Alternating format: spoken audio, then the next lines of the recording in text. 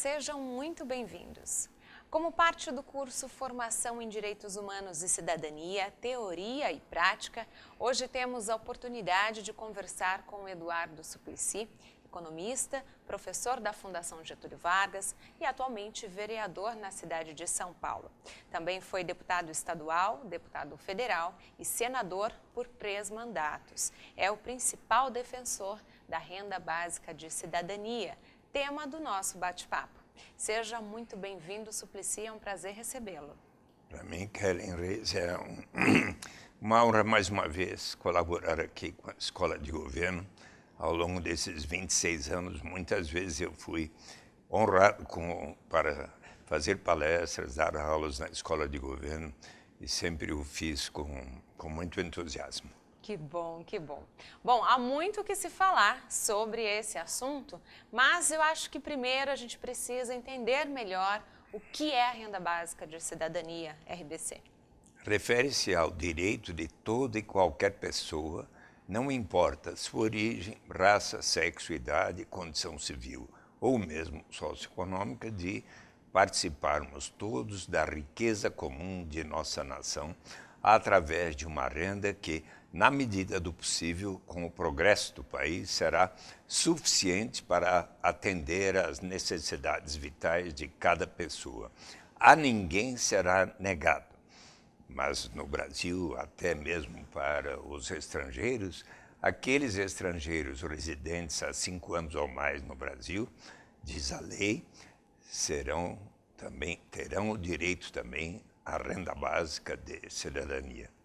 E como está isso hoje no Brasil? A lei foi aprovada? Felizmente foi aprovada por todos os partidos em dezembro de 2002 no Senado Federal. Iniciou-se no Senado Federal porque foi objeto de projeto de lei que eu, como senador, apresentei em dezembro de 2001. E vou precisar contar um pouco o porquê dessa história. Então, permita-lhe contar um pouquinho a origem. Eu, estudando economia, no mestrado, doutorado em economia, na Michigan State University, fui contemplado com scholarship na Universidade de Stanford, então, de 66, 68, 70, 73, nos Estados Unidos da América, e inclusive ao tempo de grandes debates sobre o que se passava nos países do mundo, ao tempo da Guerra do Vietnã, depois da guerra. E foi um período assim de grande reflexão e de debate nas universidades. E eu, inclusive, resolvi fazer o concurso para ser professor de economia na escola onde eu havia estudado, de administração de empresas, da Fundação Getúlio Vargas, para estudar como poderia ajudar o Brasil com tamanha desigualdade, tantas pessoas na pobreza, como é que poderia modificar esse estado de coisas. E uma das minhas maiores preocupações foi que instrumentos de política econômica poderiam nos ajudar a construir uma nação justa, civilizada. Que instrumentos poderiam elevar o grau de justiça? Por exemplo, quando se aboliu a escravidão, elevamos o grau de justiça. Se provermos boas oportunidades de educação para todos os meninos e meninas, todos os jovens, para os adultos que não tiveram boas oportunidades de educação quando eram crianças, se estimularmos as formas cooperativas de produção, se expandirmos as oportunidades de microcrédito, num país ainda com tamanha disparidade de riqueza na área fundiária, se acelerarmos a reforma agrária e se aperfeiçoarmos o sistema de transferências de renda. E aí entra não apenas a questão, quer dizer, no Brasil nós temos hoje as aposentadorias que estão sendo debatidas no Congresso Nacional, temos o seguro-desemprego, o benefício por prestação continuada, temos o programa Bolsa Família e então eu pensei que seria importante a garantia de uma renda mínima. Em 1991, quando eu era senador pela primeira vez, em abril de 91, eu apresentei aquilo que eu conhecia bem, um programa de garantia de renda mínima através de um imposto de renda negativo, que chegou a ser aprovado por consenso de todo o Senado em 16 de dezembro de 91. Ao longo daquele ano, num debate entre economistas simpatizantes do PT, o professor José Márcio Camargo, da PUC, quando eu apresentei a proposta, junto com Antônio Maria da Silveira, que me apoiou e ajudou na formulação do projeto, eis que José Márcio Camargo falou, olha, é importante começarmos a garantia de uma renda mínima para as famílias carentes, desde que as suas crianças estejam frequentando a escola, porque um dos maiores problemas no Brasil é um número tão grande de famílias que, não tendo como dar de comer em casa, seus pais instam as crianças, desde os 7, 8, 9, 10 anos de idade, a trabalharem precocemente e deixam de estudar. E quando chegam à idade adulta, não têm o conhecimento necessário para obterem um trabalho com uma remuneração melhor. Então, se provermos a garantia de uma renda às famílias carentes, desde que as suas crianças estejam indo à escola, será uma das maneiras de cortar um dos principais elos do círculo vicioso da pobreza. E ele escreveu 2 artigos na Folha de São Paulo, em 91 e 93, que tiveram uma boa repercussão. Em 94 para 95, Cristóvão Buarque, então governador do Distrito Federal, e José Roberto Magalhães Teixeira, então prefeito de Campinas, ambos iniciaram experiências de renda mínima associadas à educação, que também, por causa do nome que Cristóvão Buarque deu, Bolsa Escola, se iniciou, se espalhou por dezenas de municípios, até que comecei a conhecer mais e mais a proposta da renda básica. Antônio Maria da Silveira, que foi um dos primeiros economistas no Brasil, na Revista Brasileira de Economia, num tempo que interagia comigo, porque nos tornarmos amigos, ele já tínhamos ficado super contentes de ter sido aprovado no Senado em dezembro de 91, e ele viajou aos Estados Unidos e à Europa, e eu perguntei, como é que era fevereiro de 92? Como está o debate da garantia de uma renda lá pelo mundo?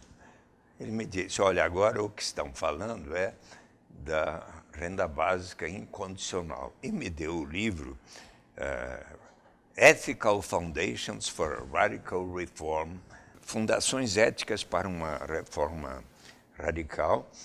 E será que é possível tornar o capitalismo viável através da renda básica? E me deu o livro editado pelo professor Philippe Van Parijs, que foi um dos principais fundadores da BIAN, Basic Income European Network, e depois Basic Income Earth Network, por minha sugestão. E eis que eu comecei a ler esse tema. Em 94, esteve no Brasil o professor Philippe Van Parijs, da Universidade Católica de Louvain, e ele soube que eu era o autor do projeto de garantia de renda mínima e me convidou para o 5º Congresso Internacional da Renda Básica em Londres, setembro de 94. Dado o sucesso das experiências de Distrito Federal e Campinas, e mais municípios adotando, eis que no Congresso Nacional surgiram 6 projetos para que a União viesse a financiar os municípios que adotassem a garantia de uma renda mínima associadas às oportunidades de educação. na Câmara dos Deputados, Nelson Marquesan, do PSTB, Chico Vigilante e o nosso outro ex-prefeito do PT de Goiânia, Pedro, já vou lembrar, e Ney Suassuna, José Roberto Arruda e outro senador, 6 projetos na mesma direção. Era agosto de 96, Felipe Vampares veio ao Brasil e eu pedi uma audiência com o presidente Fernando Henrique Cardoso. Estavam presentes o ministro da Educação, Paulo Renato Souza, o Nelson Marquesan, e o outro era Renan Calheiros, no Senado.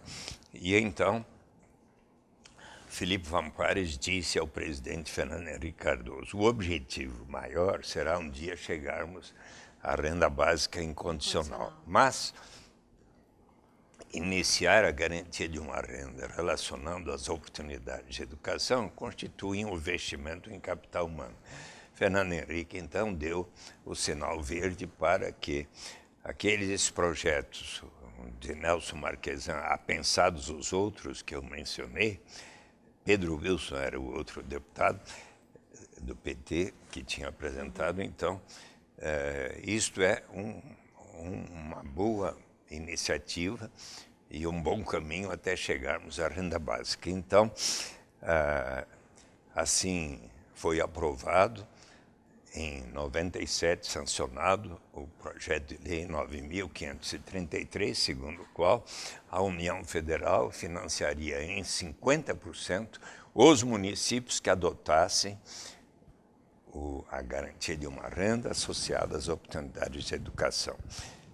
E no primeiro ano, os 20% de menor renda per capita, segundo ano, os 20% seguintes, até que no quinto ano, todos teriam direito. Mas já em 2001, quando se estava no quarto ano, o presidente Fernando Henrique Cardoso, através de medida provisória, apresentou um novo projeto pelo qual a União financiaria 100% dos gastos de todos os municípios que adotassem aquele programa, e assim se universalizou o programa de renda mínima associado às oportunidades de educação.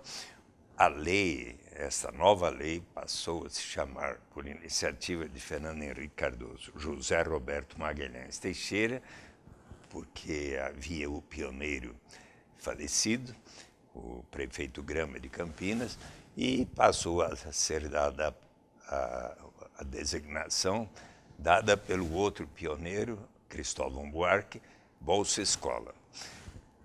6 meses depois foi implementada também o Bolsa Alimentação, para que todas as famílias cujos pais levassem as crianças para terem as vacinas de 0 a 6 anos, de acordo com o calendário do Ministério da Saúde, essas também poderiam ter o mesmo benefício que as famílias que tivessem as suas crianças de 7 a 14 indo à escola. Depois veio o auxílio gás. No início do primeiro ano do governo Lula, eleito em 2002, março de 2003, foi instituído o cartão alimentação como parte do programa Fome Zero, iniciativa do José Graziano da Silva, e eis que, quando chegou outubro de 2003, o presidente Lula, tendo em vista o estudo feito em caráter por todos os ministérios relacionados ao tema, onde estavam Tereza Campelo, Ana Fonseca e outras pessoas que, sob a coordenação de Miriam Belchior, recomendaram ao presidente Lula para unificar e racionalizar os 4 programas que eu citei, depois, mais tarde, o programa de erradicação do trabalho infantil também, todos para serem substituídos pelo programa Bolsa Família, instituído, portanto, por medida provisória em outubro de 2003, e na Lei 10.836, sancionada pelo presidente Lula em 9 de janeiro de 2004. Pois bem, mais e mais, estudando o tema, interagindo com aqueles economistas, filósofos, cientistas sociais que participavam da Basic Income Earth Network, eu avaliei que seria o caso de apresentar um novo projeto de lei para instituir a renda básica de cidadania. Apresentei em dezembro de 2001. Em fevereiro de 2002, eu escrevi a respeito, com meu livro Renda de Cidadania, a saída pela porta.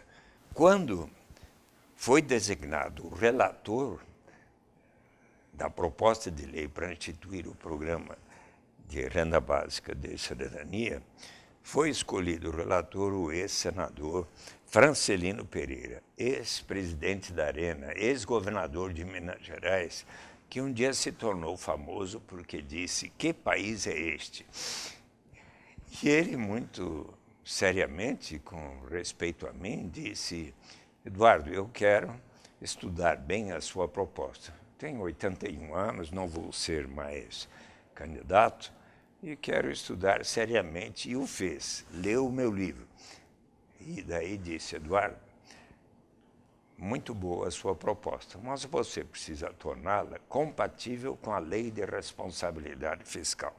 Que tal você aceitar um parágrafo que diga que ela será instituída por etapas, a critério do Poder Executivo, começando pelos mais necessitados.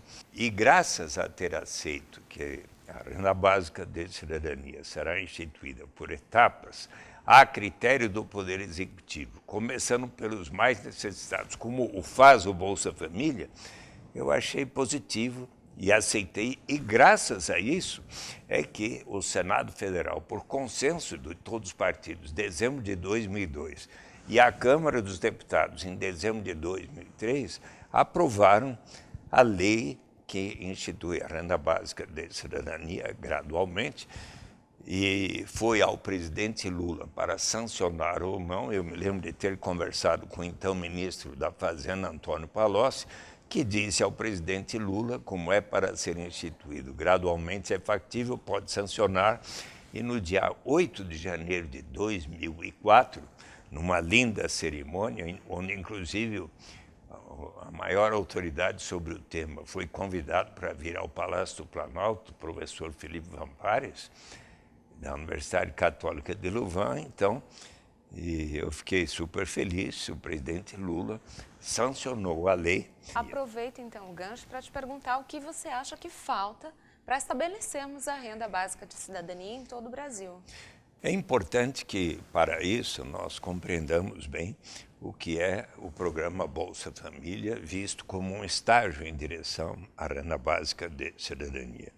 Hoje, no Brasil, toda família, se a sua renda familiar per capita não atingir sequer R$ 170 por mês per capita, ela passa a ter o direito de receber o benefício do Bolsa Família, que começa com R$ 85, caso a sua renda familiar per capita não atinja sequer R$ 85, mais 39, 2 vezes 39, 3 vezes 39, 4 vezes 39, 5 vezes 39 reais, se nessa família houver 1, 2, 3, 4, 5 ou mais crianças, até 15 anos e 11 meses, mais 46, mais 46 reais por mês, se nessa família houver 1 ou 2 adolescentes de 16 a 18 anos. Há condicionalidades.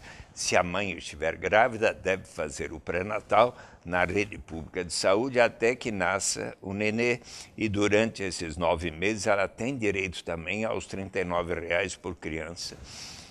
E os pais devem levar as crianças até 6 anos de idade na rede pública de saúde para ver como está, para realizarem as respectivas vacinas de acordo com o calendário do Ministério da Saúde.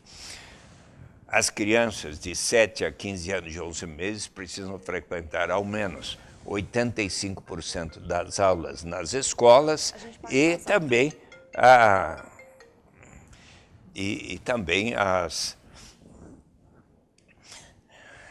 os adolescentes precisam frequentar 75% das aulas nas escolas.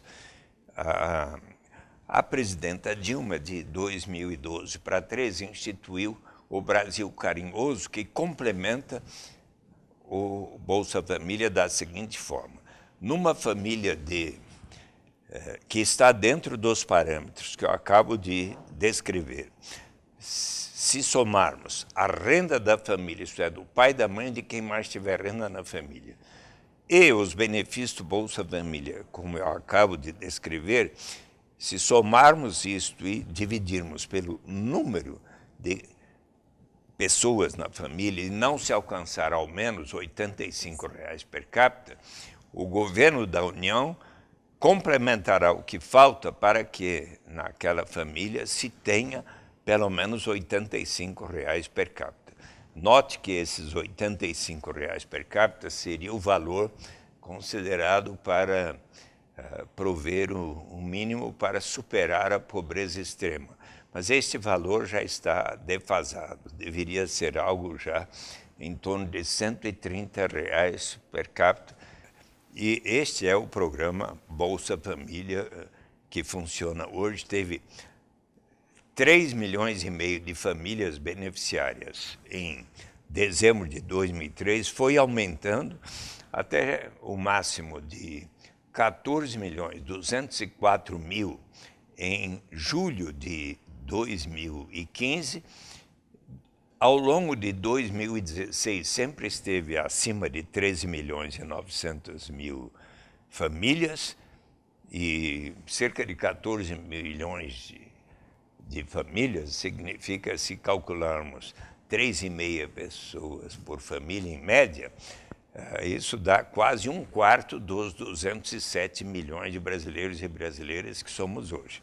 Mas, então, só que atualmente está em 13,5 milhões e me preocupa o fato de que o governo Temer ter diminuído o orçamento para o Bolsa Família de 2017, que estava em 29 bilhões, para 26 bilhões no ano que vem.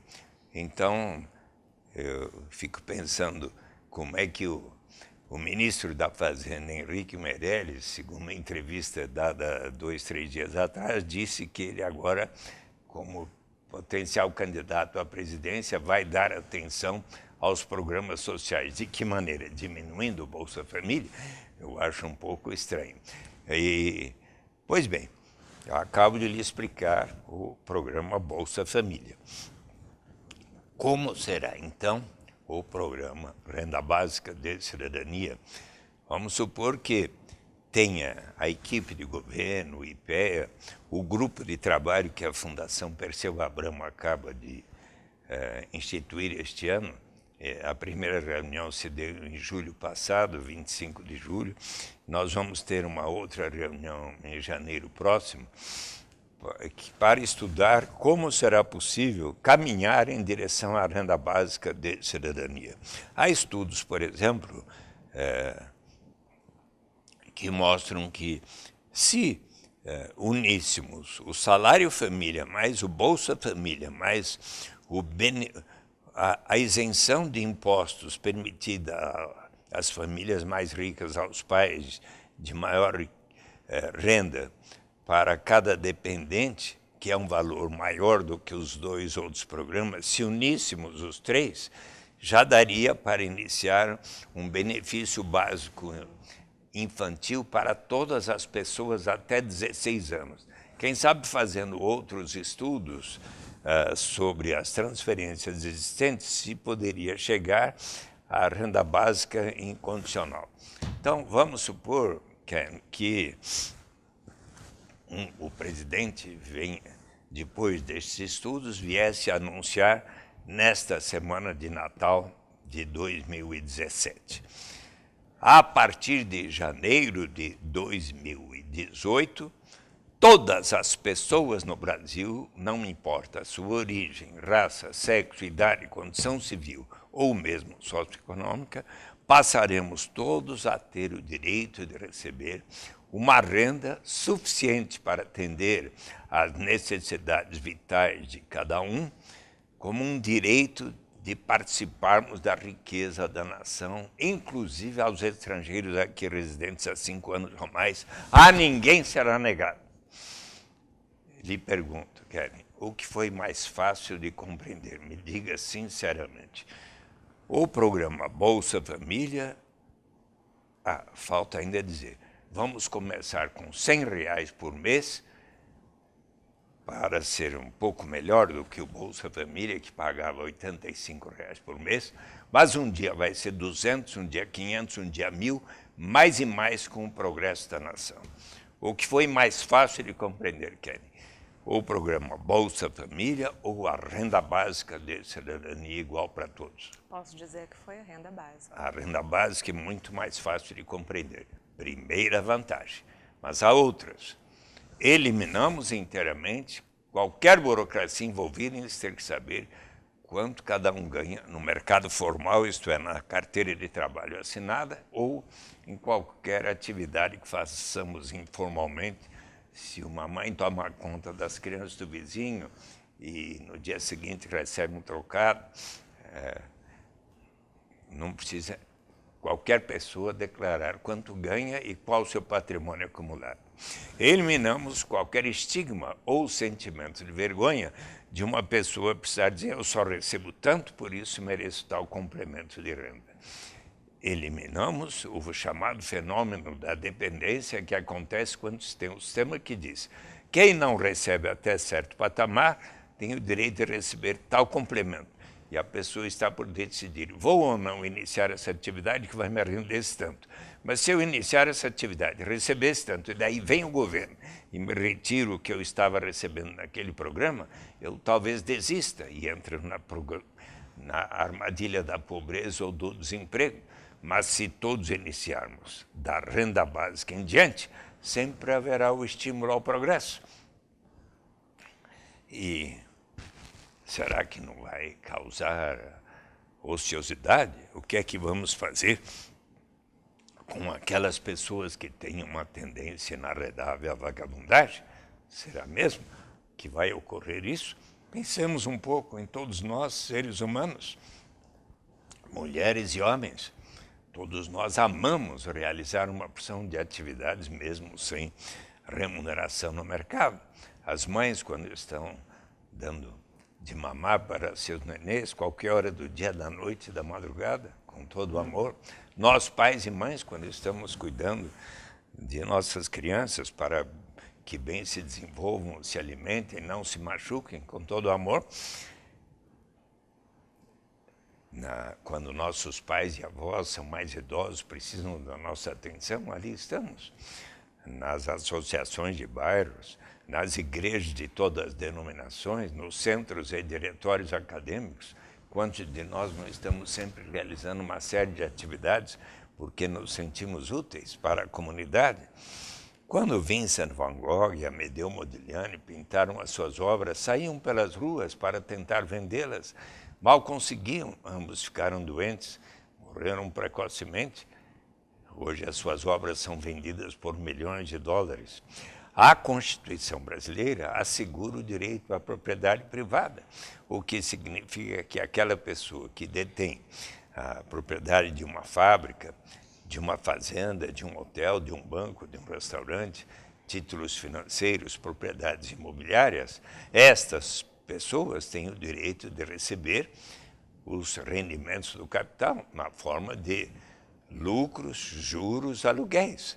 E eu lhe pergunto, por acaso a nossa Constituição exige que a pessoa que detém tais formas de capital para receberem lucros, juros, aluguéis precisam necessariamente demonstrar que estejam trabalhando, que suas crianças e adolescentes estejam indo à escola? Não. Então, se aceitamos que os que detêm maior riqueza podem receber tais rendimentos do capital sem aquelas condicionalidades, por que não estendermos a todos, ricos e pobres, o direito de todos partilharmos pelo menos um pouco da riqueza comum de nossa nação? Uma questão de bom senso. Certo dia, o padre Ricardo Rezende, da Pastoral da Terra, convidou alguns parlamentares para irmos a Rio Maria, no sul do Pará, e verificar as condições de trabalho escravo. E eis que, ali chegando, cerca de uns 100 trabalhadores nos deram o seu testemunho. A gente vem aqui na porta do restaurante, da rodoviária ou do hotel, e vem o fazendeiro e nos diz, o seu gerente da fazenda, vocês podem subir aqui no caminhão ou no ônibus, vamos lá para a fazenda, uns 400, 500 quilômetros daqui, e os senhores vão cortar a floresta, roçar a terra, prepará-la, semear e colher, e vão receber um tanto. E para lá a gente ia. Passadas 4 semanas,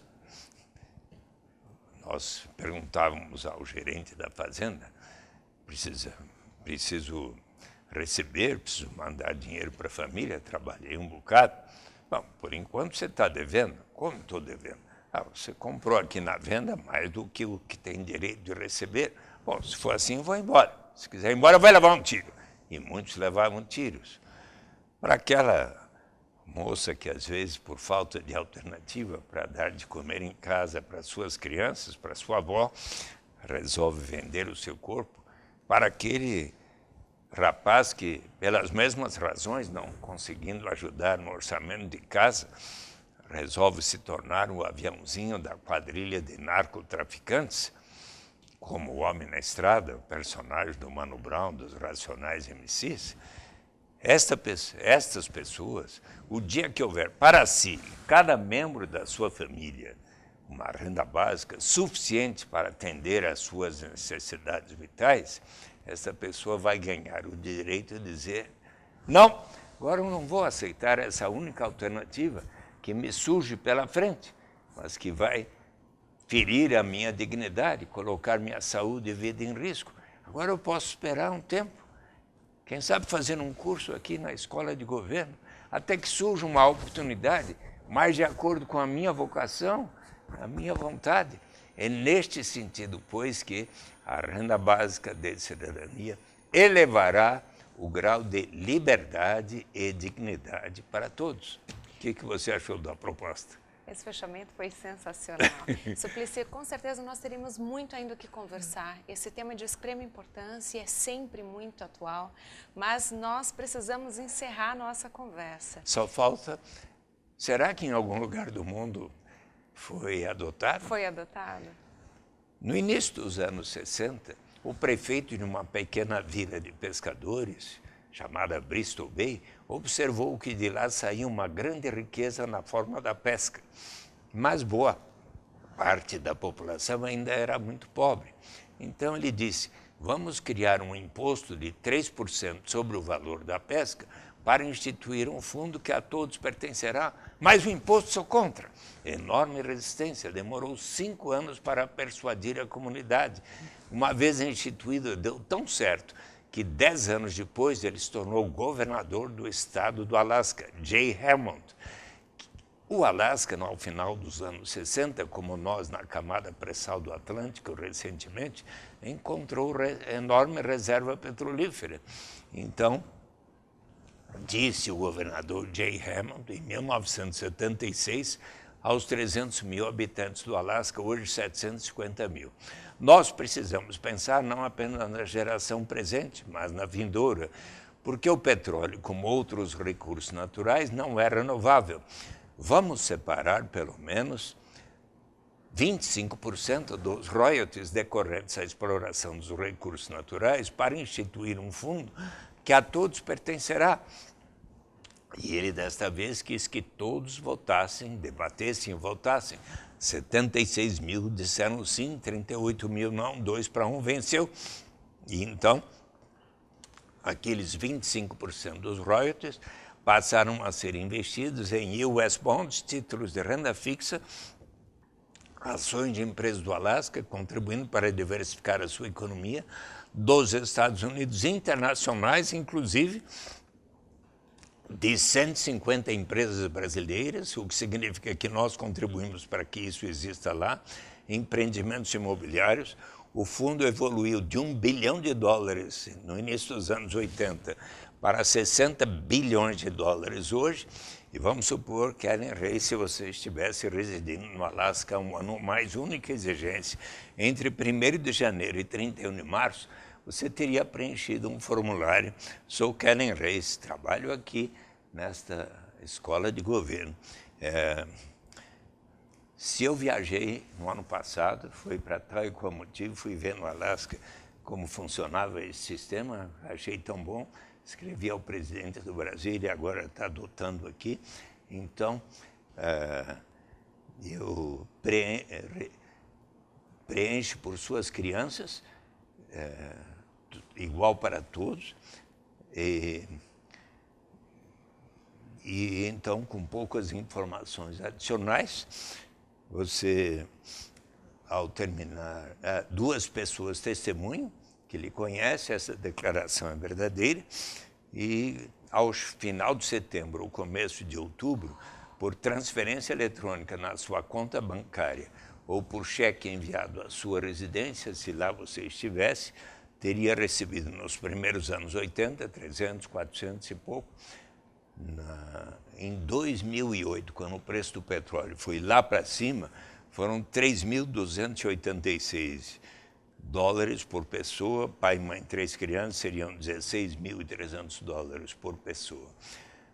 Consequência, 1980, Alasca, o mais desigual dos 50 estados norte-americanos. Hoje, junto com Utah, são os 2 mais igualitários e constitui suicídio político para qualquer liderança no Alasca propor o fim desse sistema tão bem avaliado Em Macau, eu estive lá no ano passado, ex-colônia portuguesa, desde 2008, estão pagando aos seus quase 700 mil habitantes permanentes. No ano foi primeiro 4 mil, 5 mil, 6 mil, no ano passado 9 mil patacas, 1.127 dólares por ano. Por 2 dias eu andei por lá perguntando, todos acham bom. A Finlândia, neste ano, a partir de janeiro, sorteou 2.000 pessoas que passaram a receber 560 euros por mês e, se der certo essa experiência, são capazes de, o próprio governo da Finlândia, que está fazendo essa experiência, são capazes de estender isso para os 5.400.000 habitantes. Na Holanda, 20 cidades estão querendo iniciar a experiência de renda básica. Na província de Ontário, no Canadá também. No Havaí, as 2 casas legislativas aprovaram lei em meados desse ano, dizendo que querem iniciar a proposta da renda básica, experimentar, e assim por diante. No Brasil, a cidade de Maricá iniciou, no ano passado, R$10 por mês por habitante, neste ano R$20 por mês, são capazes de, estão para decidir se vai aumentar para R$100 por mês em 2018. Enfim, o que você achou da proposta? Recomenda ao próximo presidente do Brasil? Não só recomendo, como vou seguir o seu conselho. Encerrando essa entrevista, tenho algumas cartas para escrever. Muito Obrigada mais uma vez, Suplicy, foi um prazer. Muito prazer também, eu gostei muito de conversar com você, Karen. Que bom, o prazer foi todo meu. Bom, quanta informação importante vemos hoje nessa conversa, não é mesmo? Eu espero que tenha aproveitado todo esse conteúdo. A gente se vê, obrigada pela companhia.